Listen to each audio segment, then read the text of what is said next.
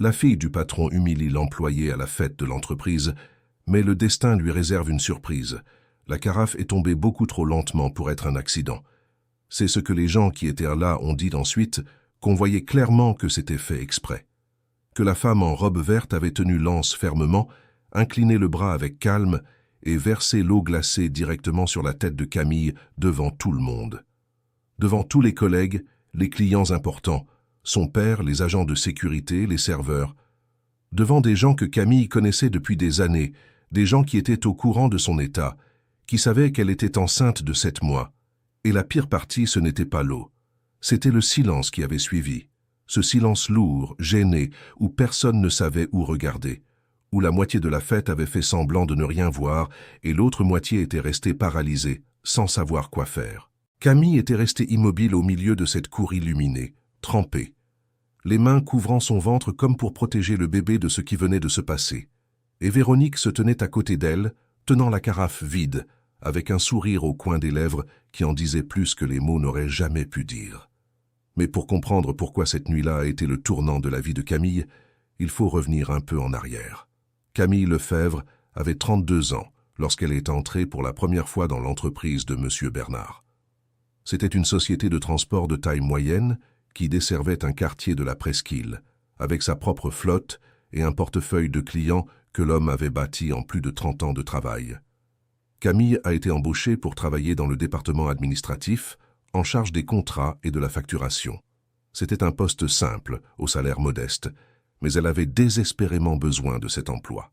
Elle venait de sortir d'une situation qu'elle préférait ne raconter à personne. Un appartement qui n'était plus le sien, une vie qui s'était effondrée du jour au lendemain, et ce poste était arrivé au moment parfait. Elle était courageuse, de cette façon que seules les personnes qui ont déjà tout perdu une fois peuvent l'être. Dans les premiers mois, elle a appris tout ce qu'il y avait à apprendre. Elle arrivait tôt, restait tard, ne se plaignait pas des heures supplémentaires, ne participait pas au commérage, ne s'impliquait pas dans les manœuvres politiques internes qui existent dans toute petite entreprise. M. Bernard était un homme direct, de ceux qui avaient grandi en mesurant les résultats, et il a vite remarqué la valeur de cet employé qui ne demandait pas d'attention mais livrait le double de ce qu'elle promettait.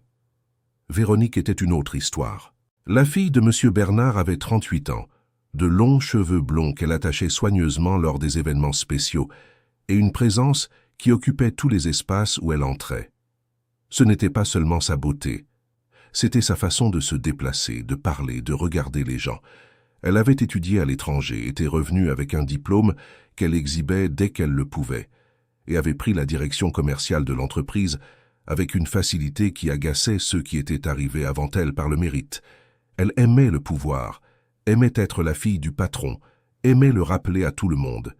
Et depuis le premier jour où Camille est arrivée, Véronique ne l'avait pas aimée. Ce n'était rien d'explicite au début. C'était un regard un peu plus long par-ci, un commentaire indirect par-là. Un jour, lors d'une réunion d'équipe, Camille avait présenté une proposition de réorganisation des contrats qui permettrait d'économiser un nombre considérable d'heures de travail par mois. M. Bernard avait aimé. Il avait fait passer ses félicitations. Véronique était restée silencieuse pendant la présentation, avait attendu que tout le monde quitte la salle et avait dit à une collègue, assez fort pour que Camille l'entende, « C'est impressionnant comme certaines personnes confondent faire le minimum avec être génial. » Camille n'avait pas répondu ce jour-là. Elle était retournée à son bureau, avait continué son travail. Mais ça lui était resté en tête. Les mois passaient et l'entreprise grandissait. Camille avait été promue une fois puis une autre. Elle était devenue coordonnatrice des contrats, puis responsable opérationnelle. Chaque promotion venait avec l'aval de M. Bernard, et chacune d'elles semblait enfoncer un peu plus la relation avec Véronique. Parce que plus Camille montait, plus il devenait clair qu'elle montait au mérite. Et ça, pour Véronique, c'était un affront qu'elle n'arrivait pas à avaler. Ce que Véronique ne savait pas, ce que personne dans l'entreprise ne savait, c'est que Camille avait un secret. Pas un secret sale. C'était le genre de choses que les gens gardent parce qu'ils ont peur de voir tout changer si ça venait à s'ébruiter. Un de ces secrets qu'une personne porte depuis si longtemps qu'elle ne sait plus ce que serait sa vie sans lui. Mais ça viendrait plus tard. Pour l'instant, ce qui était en surface, c'était ceci. Camille était tombée enceinte. Le père du bébé était un homme avec qui elle était sortie pendant presque 2 ans. Et quand elle lui avait annoncé la grossesse, il avait disparu. Il était simplement sorti de l'histoire, comme s'il n'y était jamais entré. Camille avait traversé ça seule, avait payé le loyer seule, était allée au rendez-vous seule, avait aménagé la petite chambre seule. Elle n'avait pas demandé d'aide. Elle ne s'était pas plainte au travail. Elle avait continué à livrer des résultats, avait continué à être qui elle était. Quand le ventre avait commencé à se voir, elle avait prévenu M. Bernard 1 semaine à l'avance. L'homme l'avait traitée avec respect. Il lui avait demandé comment elle allait, si elle avait besoin d'un aménagement d'horaire, si elle avait tout ce qu'il lui fallait. C'était un homme bon, vraiment.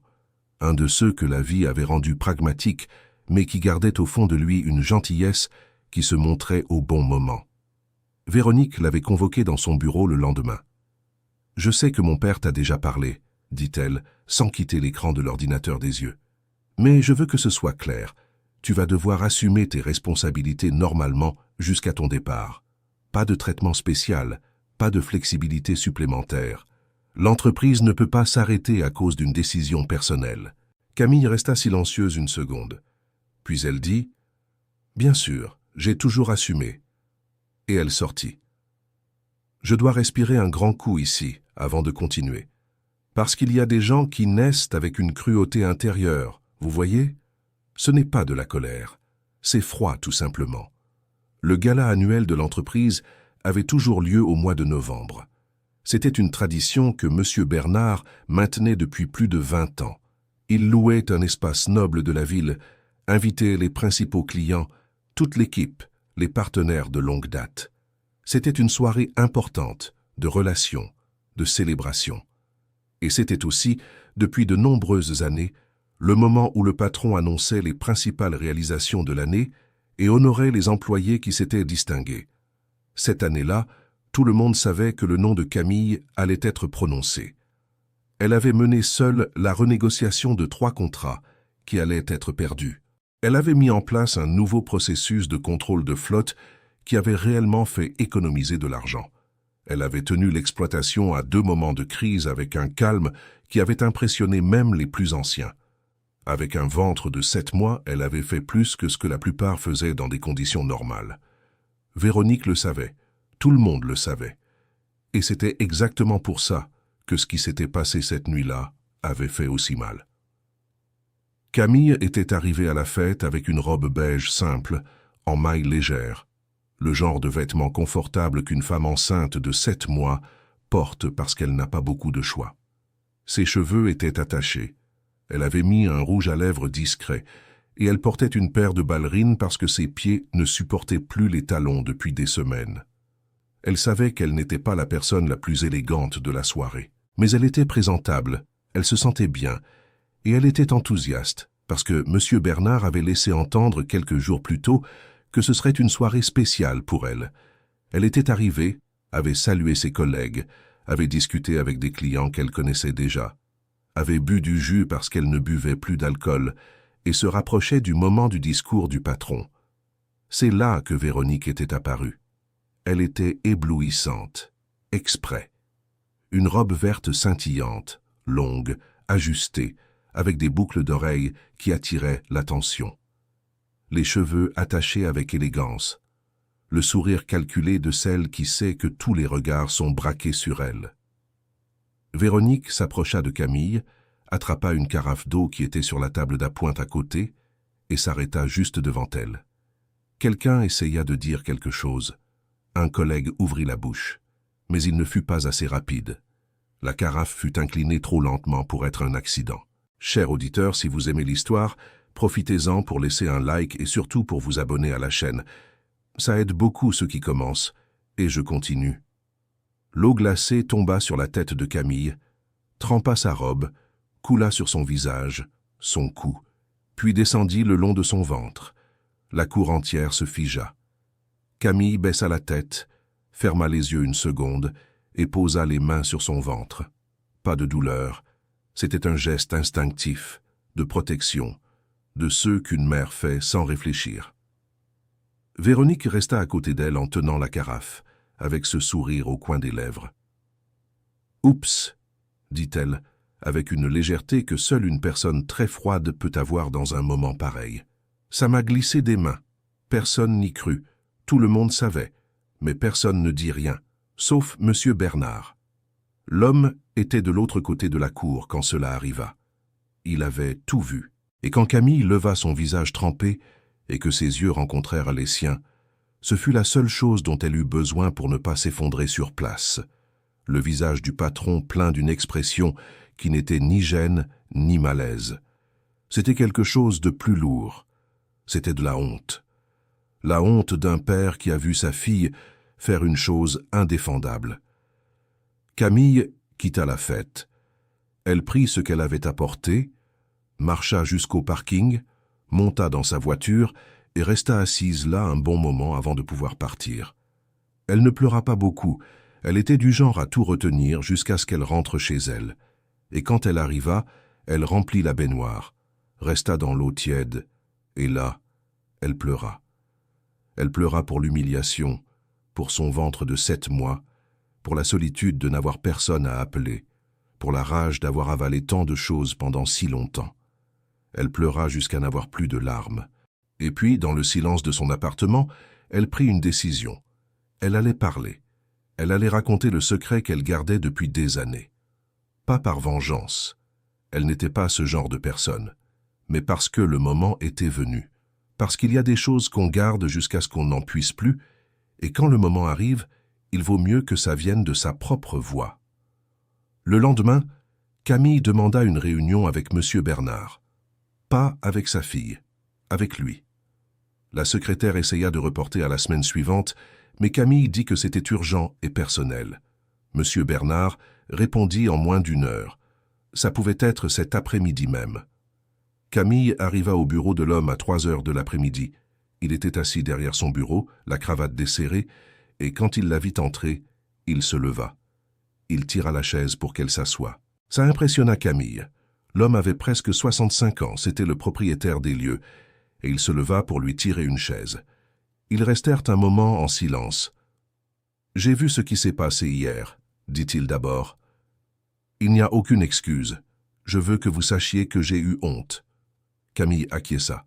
« Je sais que vous avez vu, mais ce n'est pas de ça que je suis venu parler. » Bernard attendit, et Camille parla. Elle ouvrit la bouche et raconta une histoire qu'elle portait depuis ses 23 ans.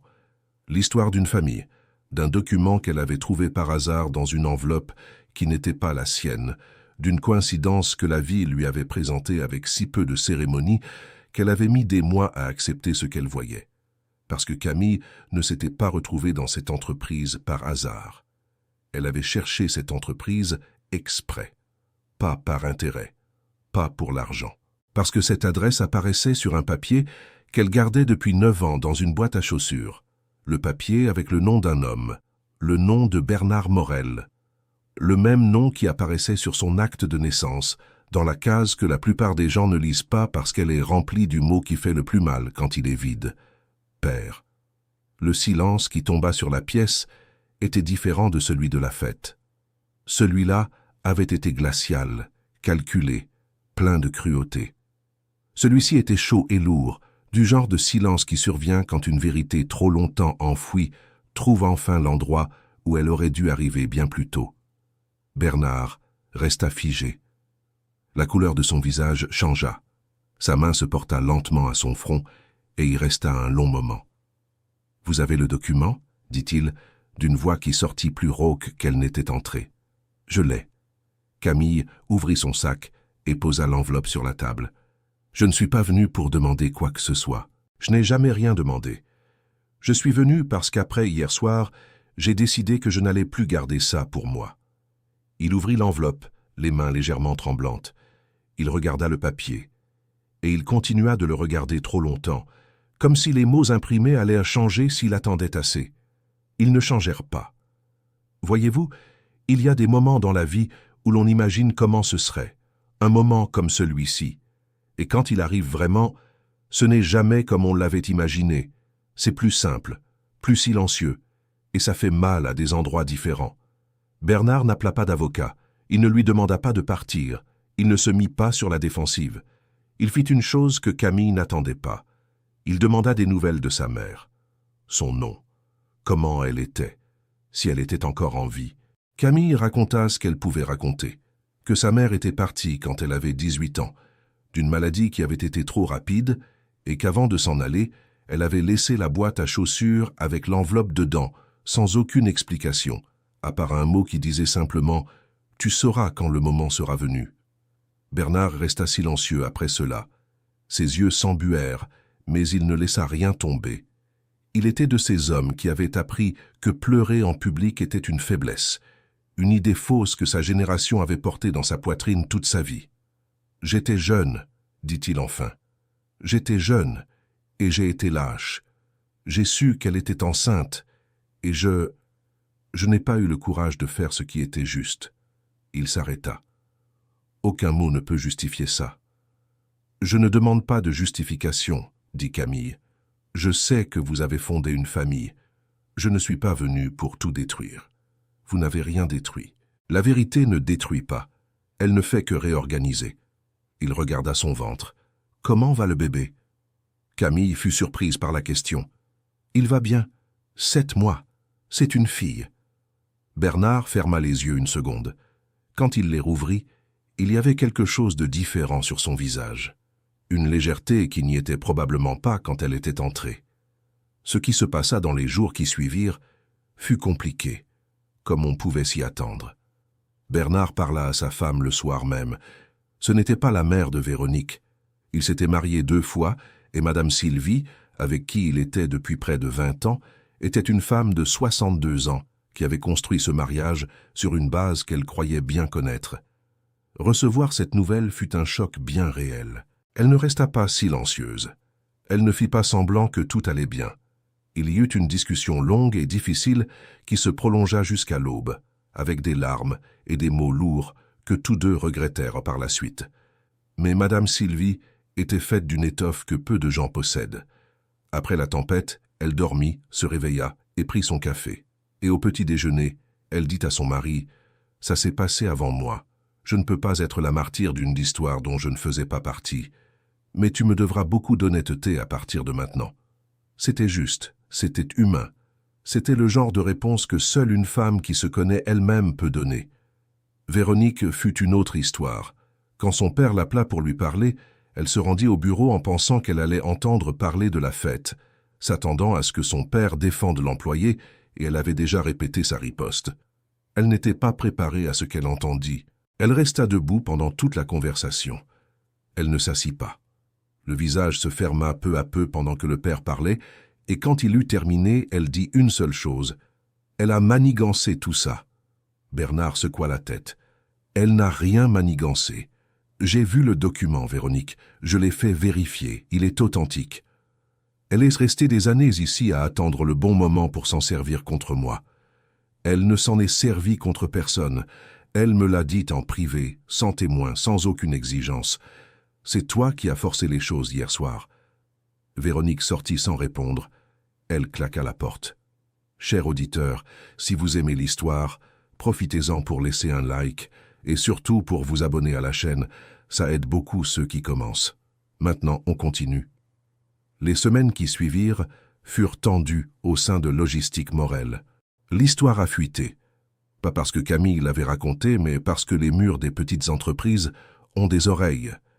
L'équipe se retrouva divisée entre ceux qui pensaient que Camille était une petite maligne, qui s'était infiltrée avec un plan, et ceux qui connaissaient la femme de près et savaient qu'elle en était incapable. Camille continua à travailler. Avec son ventre de 8 mois, la tête haute, le bureau rangé et les contrats à jour. Un matin, Véronique entra dans son bureau sans frapper.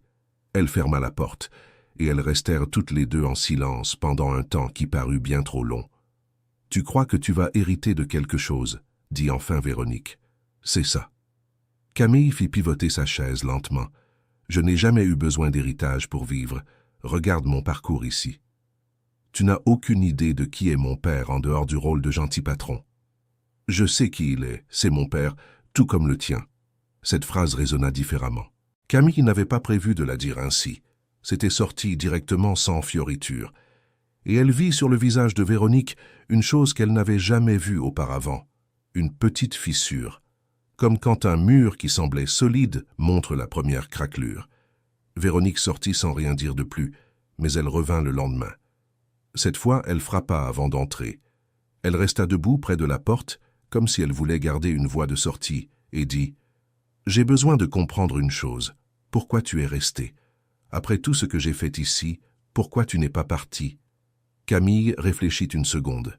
« Parce que je ne suis pas venu jusqu'ici à cause de quelqu'un. Je suis venu pour le travail. Et parce qu'au fond, je voulais connaître l'homme dont j'ai porté le nom dans mon cœur pendant tant d'années sans jamais pouvoir lui donner de nom. Et tu l'as connu? Oui, il est bon, avec des défauts, comme tout le monde, mais il est bon. » Véronique resta à la regarder, et cette fissure dans le mur grandit encore un peu plus. « L'eau, dit-elle après un moment. Sa voix était différente, plus petite. Je n'aurais pas dû faire ça, indépendamment de tout. » Camille ne dit pas que tout allait bien, parce que ce n'était pas le cas. Elle ne dit pas qu'elle avait déjà oublié, parce que ce n'était pas vrai. Elle dit « Je sais que tu ne vas pas vraiment t'excuser aujourd'hui, mais j'ai entendu ce que tu as dit, et c'était suffisant pour l'instant. » Véronique acquiesça. Elle sortit. Et cette fois, elle ne claqua pas la porte. La petite naquit un lundi, tôt le matin, 3 semaines plus tard. Ce fut un accouchement qui commença au cœur de la nuit et se termina avec le soleil entrant par la fenêtre de la chambre. Une scène que Camille décrirait plus tard comme la chose la plus belle et la plus effrayante qu'elle ait vécue à la fois. La petite arriva en pleurant fort, en bonne santé, avec son petit visage chiffonné de celle qui venait de faire le plus grand voyage du monde. Camille resta à la regarder dans ses bras et ressentit quelque chose qui n'avait pas de nom précis. C'était du soulagement. C'était cet amour qu'on n'a jamais ressenti auparavant. C'était le sentiment que malgré tout, malgré chaque nuit difficile et chaque matin incertain, ça avait valu la peine de tenir bon. Bernard arriva dans l'après-midi du même jour. Sans prévenir, avec un bouquet de fleurs qui semblait avoir été choisi avec soin, et l'expression de quelqu'un qui ne savait pas vraiment comment contenir sa nervosité. Il resta à la porte de la chambre, regardant la petite fille dans le berceau en acrylique, et ne réussit pas à dire grand-chose. Il demanda seulement le prénom. « Juliette », dit Camille. Il répéta le prénom à voix basse. Cet homme de presque 65 ans qui avait bâti son entreprise, qui avait traversé des décennies sans courber l'échine bien souvent, eut les yeux humides d'une façon qu'il ne chercha pas à cacher. « C'est un joli nom, dit-il. C'était le nom de ma mère. » Il ferma les yeux une seconde. Quand il les rouvrit, il acquiesça lentement, comme quelqu'un qui reçoit une chose qu'il sait ne pas mériter, mais qu'il accepte avec gratitude quand même. Véronique apparut 2 jours plus tard, sans fleurs, sans discours préparé. Elle arriva avec un sac de petits vêtements de bébé qu'elle avait acheté dans une boutique pour enfants en chemin et resta plantée sur le pas de la porte avec un air qui disait qu'elle ne savait pas vraiment pourquoi elle était venue. Camille lui fit signe d'entrer. Véronique regarda Juliette dans les bras de sa mère, avec ce visage de nouveau-né encore trop neuf pour le monde, et resta un long moment à la regarder. Quand elle parla, ce fut presque un murmure. « Elle est magnifique. »« Oui » acquiesça Camille.